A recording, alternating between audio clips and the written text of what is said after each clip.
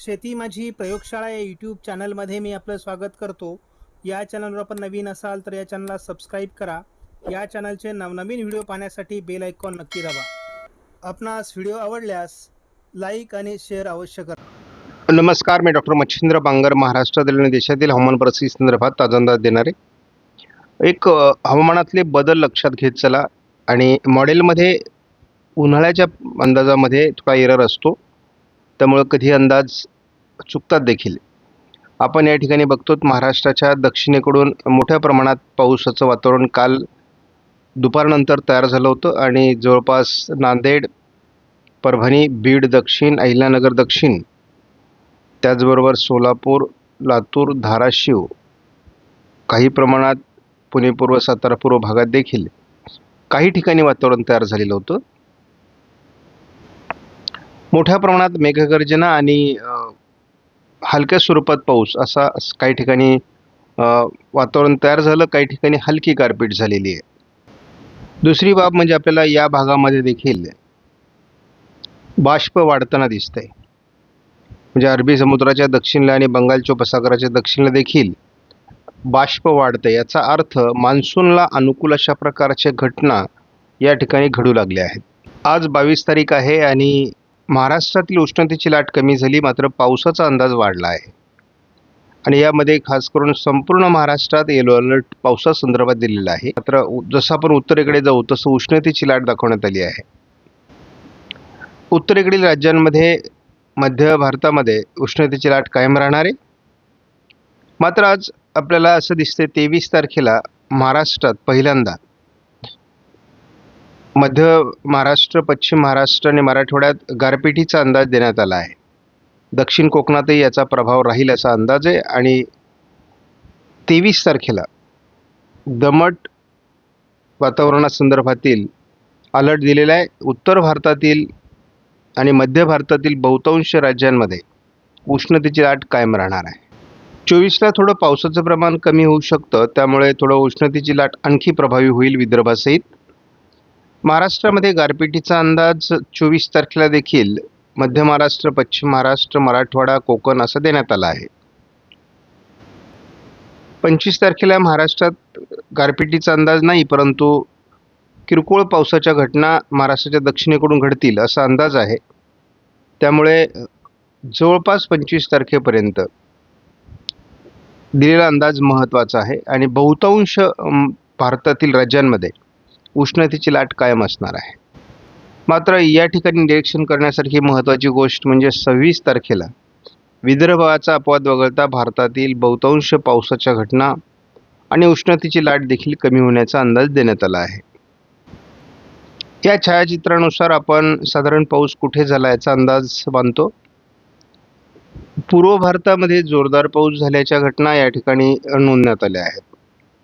त्याचबरोबर अगदी पश्चिम बंगाल, ओरिसा किंवा इकडे कोस्टल कर्नाटका आणि केरळमध्ये पावसाच्या नोंदी आहेत.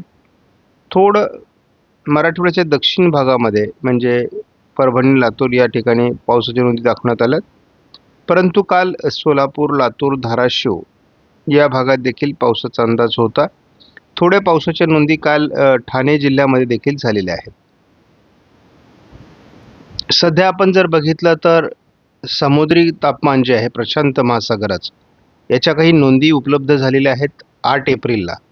तर त्या नोंदीनुसार सध्या अजून माइल्ड किंवा वीक लानिना सध्या आहे. न्यूट्रल कंडिशनकडे स्थिती जाते आहे. अजून एन्सो कंडिशननुसार एलनिनोचं कुठल्याही प्रकारचं उद्भव झालेला नाही आहे, हे लक्षात घ्या. परंतु अंदाजाकडे दुर्लक्ष करून चालत नाही. आपण जर एप्रिल महिन्यामध्ये एन्सो प्रोबॅबिलिटीज ज्या दिलेल्या आहेत CPC नोवामध्ये, तर यामध्ये आपल्याला स्पष्ट दिसतंय की मार्च, एप्रिल, मे मध्ये न्यूट्रल कंडिशन आहे. एप्रिल, मे, जूनमध्ये देखील न्यूट्रल कंडिशन आहे. तसं मे, जून, जुलैमध्ये देखील फारसा एलनिनोचा प्रभाव असणार नाही. तर तो साधारण 50-60% असणे शक्यता आहे. त्यानंतर 80% त्याचा प्रभाव जून, जुलै, ऑगस्टमध्ये जाणार आहे. आणि मग जुलै, ऑगस्ट, सप्टेंबर या महिन्यामध्ये हा महत्त्वाचा कालावधी आहे. या ठिकाणी जवळपास तो 85 ते 90च्या दरम्यान पोहोचतोय आणि मग अगदी याच रेंजमध्ये पुढे तो राहण्याची शक्यता आहे. जे 90%च्या रेंजमध्ये आणि 90%च्या रेंजमध्ये असलेला एल निनो हा स्ट्रॉंग एल निनो मानला जातो. त्यामुळे आणि तसं जर आपण पुढे अगदी नोव्हेंबर, डिसेंबर, जानेवारीपर्यंत बघितलं, तर याचा प्रभाव जो आहे तो जास्त हिवाळ्यावर आहे. मान्सूनवर याचा प्रभाव कमी आहे आणि त्यामुळे फार घाबरून जाण्याची गरज नाही. शिवाय या एल निनोच्या प्रभावाला काउंटर करणारा आयोडी हा घटक देखील आपण बघणार आहोत. सध्या समुद्राचं जे तापमान आहे या संदर्भात 23 मार्चचा जो रिपोर्ट होता त्यानुसार आपल्याला दिसतंय की -0.1 म्हणजे लानिना कंडिशन होती. मात्र 30 मार्चला त्यामध्ये परिवर्तन झालं आणि ते प्लसमध्ये यायला सुरुवात झाली, म्हणजे न्यूट्रल कंडिशनकडे यायला सुरुवात झाली. 6 एप्रिलला आपण जर बघितलं तर 0.3% एवढी वाढ पॅसिफिक महासागराची तापमानामध्ये झाली. परंतु पुन्हा आपण 13 एप्रिलकडे गेलो म्हणजे पुढच्या आठवड्यामध्ये, तर ती पुन्हा 1% कमी झालेली आहे, 0.2% आली. त्यामुळे अशा प्रकारचं घटना घडत असतात. त्यामुळे आपल्याला तशी घाबरण्याची गरज नाही. परंतु निनो 3.4 जर आपण बघितला तर संपूर्णपणे या तारखांमध्ये आपल्याला 13 तारखेपर्यंत -0.3% अजूनही कंडिशन आहे. म्हणजे आपण माइल्ड लानिना किंवा कमजोर लानिना सध्या अजून अस्तित्वात आहे. तर फार घाबरण्यासारखी परिस्थिती अजून नाही आहे. सध्या आयोडी हा न्यूट्रलकडून पॉझिटिव्हकडे सरकणार आहे. परंतु एक लक्षात घ्या, आयोडी हा निगेटिव्ह असता कामा नये. तो जर न्यूट्रल असेल तरी देखील आपण गेल्या वर्षी बघितलं दोन्ही घटक निगेटिव्ह होते. दोन्ही घटक हे न्यूट्रल होते. म्हणजे एन्सो कंडिशन, लानिना एल निनोची कंडिशन न्यूट्रल होती, आयोडीची कंडिशन न्यूट्रल होती. तरी देखील महाराष्ट्रामध्ये 100 ते 150% पाऊस झालेला आहे. म्हणजे एवढं मोठ्या प्रमाणात पाऊस होता न्यूट्रल कंडिशनमध्ये. आता मात्र आपण स्थिती वेगळी आहे. आपल्याला पॉझिटिव्ह आयोडी मिळणार आहे आणि शिवाय मान्सूनच्या सुरुवातीच्या महिन्यांमध्ये आपल्याला न्यूट्रल कंडिशनमध्ये असलेला एल निनो बघायला मिळणार आहे. त्यामुळे सगळ्या परिस्थितीचा अंदाज हा भारतीय हवामानासाठी चांगला आहे. मात्र शेवटचे महिने जे काही सप्टेंबर, ऑक्टोबरमध्ये कमी पावसाचे अंदाज दिले जात आहेत, या ठिकाणी आयोडीची आपल्याला मदत होणार आहे आणि त्यामुळे फक्त खंडांचं प्रमाण, पावसाच्या खंडाचं प्रमाण ऑगस्ट, सप्टेंबरमध्ये वाढेल. मात्र पाऊस ज्या कालावधीमध्ये, ज्या आठवड्यात सक्रिय होईल त्या आठवड्यामध्ये मात्र भरपूर पाऊस होऊन जाईल असा अंदाज आहे. तर आता एमजिओ फेज हा सध्या 2 मध्ये आहे. 2 आणि 3 मध्ये जेव्हा एमजिओ फेज येतो तेव्हा हा जो भाग आहे हा मुळातच हिंदी महासागराचा भाग आहे आणि या ठिकाणी जेव्हा एमजिओ सक्रिय होतो तेव्हा मात्र आपल्याला चांगल्या प्रकारचं वादळी परिस्थिती निर्माण होणं, पाऊस पडण्याची शक्यता असते आणि हा फेज एक 8 दिवसासाठी साधारण या भागामध्ये असतो. जसा हिंदी महासागरात तो सक्रिय असतो तसा बंगालच्या उपसागरातही सक्रिय होतो आणि मग या ठिकाणी वेगवेगळ्या वादळी सिस्टम निर्माण होऊन किंवा या ठिकाणून बाष्प भूभागावर येऊन आपल्याला पावसाचं प्रमाण वाढतं आणि साधारण 16 एप्रिल ते 30 एप्रिलपर्यंतचा हा अंदाज आहे. आपण JFS मॉडेलचा झटपट अंदाज बघूयात. आज उद्या काही फारसं पावसाळी वातावरण महाराष्ट्रात नाही आहे. 25 तारखेपर्यंत 26, 27 पण फारसं वातावरण नाही आहे. 28, 29, 30 तसं फारसं पुढे महाराष्ट्रात पावसाळी वातावरण JFSने आता दाखवत नाही आहे. आपण उष्णतेच्या लाटेसंदर्भातला झटपट अंदाज बघूयात. विदर्भात सध्या उष्णतेची लाट 42°C पर्यंत आहे. ही थोडी उद्या देखील असण्याची शक्यता आहे. मराठवाडा 24 तारखेलाही मराठवाडा विदर्भात उष्णतेची लाट असेल. 25लाही असणार आहे, 26लाही असणार आहे. 1 मेला उष्णतेचा प्रभाव हा 45°C पुढे सरकण्याची शक्यता आहे. त्या पावसाचा अंदाज आज 22 आणि 23च्या दरम्यान केवळ दक्षिण अहिल्यानगर, पुणे, बीड, नांदेड, लातूर, धाराशिव, सोलापूर, सांगली, कोल्हापूर आणि सातारा या जिल्ह्यात दाखवण्यात आला आहे. 23लाही फारसा वातावरणात बदल नाही, हा आयकॉन मॉडेलचा अंदाज आहे. 24ला हे वातावरण थोडं नाशिकसह छत्रपती संभाजीनगर, जालना, अहिल्यानगर, पुणे, सातारा असं असणार आहे. परंतु या वातावरणाचा जोर हा सोलापूर, सांगली आणि कोल्हापूर, थोडं साताऱ्याच्या काही भागातच राहणार आहे.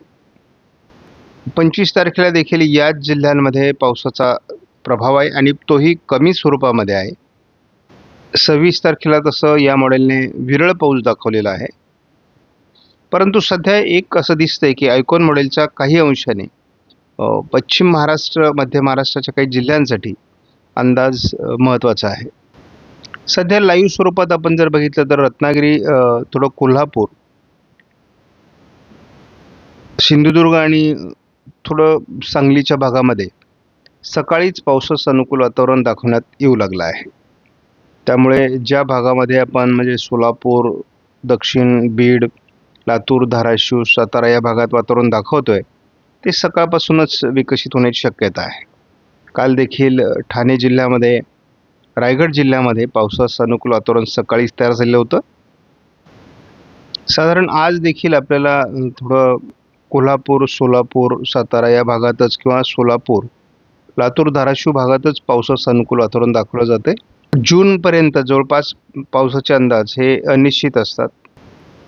आयकॉन मॉडेलने देखील आपल्याला केवळ कोल्हापूर, सातारा, सिंधुदुर्ग, रत्नागिरी, सोलापूर, लातूर याच भागामध्ये थोडं आज वातावरण अगदी अहिल्यानगर, बीडपर्यंत, नांदेड, परभणीपर्यंत दाखवलेलं आहे. साधारण उद्या पण याच भागात थोडं वातावरण राहणार आहे. परंतु वातावरणात फार जोर नाही. 23 तारखेला मात्र आपण बघतो की लातूर, सोलापूर आणि थोडं तेलंगणा, उत्तर कर्नाटकामध्ये याचा प्रभाव आहे. महाराष्ट्रात या वातावरणाचा फार प्रभाव पडत नाही आहे. किरकोळ काही घटना घडत आहेत. 24 तारखेला देखील हे वातावरण याच भागामध्ये आहे आणि सगळेच मॉडेल अगदी दीर्घावधीपर्यंत केवळ काही ठराविक जिल्ह्यांमध्येच पावसाचा अंदाज देत आहेत.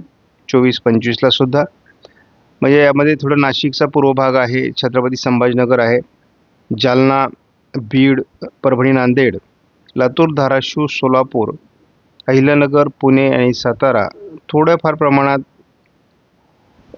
रत्नागिरी, सिंधुदुर्ग, कोल्हापूरचाही भाग आहे, सांगलीचा भाग आहे.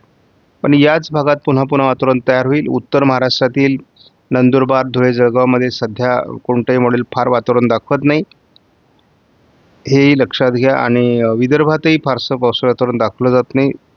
विदर्भामध्ये तर उष्णतेची लाट तीव्र राहण्याची शक्यता आहे. त्यामुळे या बाबींकडे लक्ष द्या. विशेष पावसाची भीती बाळगू नका. आपणास व्हिडिओमधील माहिती महत्त्वपूर्ण वाटल्यास लाईक करा, शेअर करा, चॅनलला सबस्क्राईब करा. धन्यवाद. जय हिंद, जय महाराष्ट्र, जय बळीराजा.